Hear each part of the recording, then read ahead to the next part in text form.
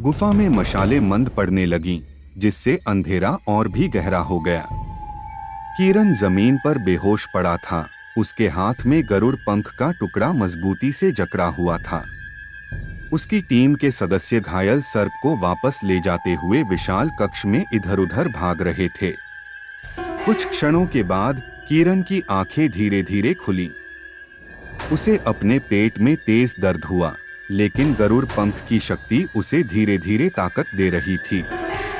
उसने अपने साथियों को बताया कि उसने क्या देखा, दरार के अंदर का चमकता हुआ टुकड़ा। उन्होंने दरार की जांच की और पाया कि यह एक संकीर्ण सुरंग का रास्ता है। यह रास्ता शायद गहरे पहाड़ों में जाता था, नागा के गुप्त ठिकाने की ओर। लेकिन किरण इतना घायल था कि उस रास्ते का अनुसरण नहीं कर सकता था। उन्होंने फैसला किया कि एक सदस्य घायल किरण को वापस सूर्यपुर ले जाएगा, जबकि बाकी लोग खोई हुई टीम की तलाश जारी रखेंगे। वे जानते थे कि बांस का जंगल खतरनाक था, जंगली जानवरों और जहरीले पौधों से भरा हुआ था। जंगल में खोई हुई टीम ने खुद को एक भूल-भुलैया जैसी स्थिति में पाया था। ऊंचे बांस के पेड़ों ने सूर्य के प्रकाश को रोक दिया, जिससे लगातार शाम जैसा अंधेरा बना रहा। हर जगह एक जैसी लगने वाली जमीन ने उनकी दिशा निर्देश खो दी थी। टीम के नेता शिवा एक अनुभवी शिकारी थी। उसने अपने ज्ञान का उपयोग करके जमीन पर बने सूक्ष्म निशानों को ट्रैक करना शुरू किया। टूटे हुए पत्ते, मिट्टी में बने जानवरों के पैरों के निशान। धीरे धीरे उसने महसूस किया कि वे एक विशाल घाटी की ओर बढ़ रहे हैं। घाटी के किनारे पर पहुंचकर उन्होंने एक चौंकाने वाला दृश्य देखा। घाटी के तल पर एक विशाल शहर फैला हुआ था, जो पूरी तरह से बांस से बना था।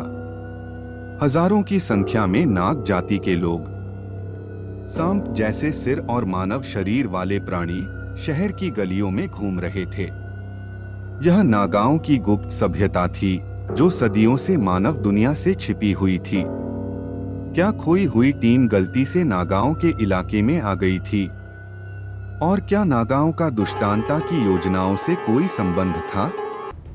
उसी समय सूर्यपुर में किरण धीरे धीरे ठीक हो रहा था। गुरु अरुणा ने उसके घावों को भरने के लिए प्राचीन जड़ी बूटियों का इस्तेमाल किया। ठीक होने के दौरान किरण ने गुरु अरुणा को पहाड़ों की गुफा और नागा के सेवक से अपने मुकाबले के बारे में बताया। गुरु अरुणा ने चिंतित होकर कहा, मुझे डर है कि नागा जल्द ही पूरी ताकत से उभरने की तैयारी कर रहे हैं, और ऐसा लगता है कि दुष्टांता की आत्मा किसी तरह उनके साथ जुड़ी हुई है। किरण ने दृढ़ निश्चय किया कि वह नागाओं के रहस्य को उजागर करेगा और दुष्टांता की योजनाओं को नाकाम करेगा। लेकिन सबसे पहले उसे खोई हुई टीम को ढूंढना था। जैसे ही वह चलने फिरने लायक हो गया, उसने गुरु अरुणा से अनुमति ली और बांस के जंगल की ओर प्रस्थान किया। अगले भाग में क्या किरण खोई हुई टीम को नागाओं के शहर से बचा पाएगा? नागाओं का दुष्टांता की आत्मा के साथ क्या संबंध है?